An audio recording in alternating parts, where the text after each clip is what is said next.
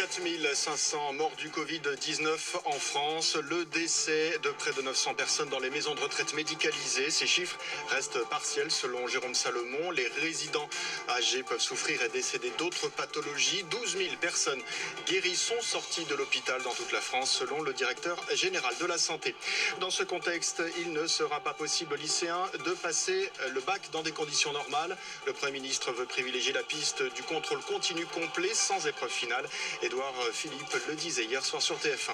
Le déconfinement n'est pas pour demain matin. Le chef du gouvernement considère qu'il sera probablement étendu au-delà de l'échéance actuelle du 15 avril. De toute façon, son retour à la vie normale ne pourra intervenir que de façon progressive. Le problème qui se pose aussi, c'est l'achat de masques. La présidente de la région Île-de-France, Valérie Pécresse, le confirme sur France Info. Nous avions repéré un stock de masques, mais nous n'avons pas réussi à l'acheter. D'autres ont surenchéri. L'Île-de-France attend une commande de près de 20 millions de masques en provenance de la Chine.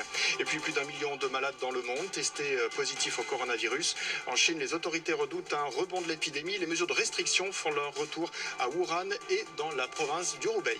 France Info. Et tout est plus clair.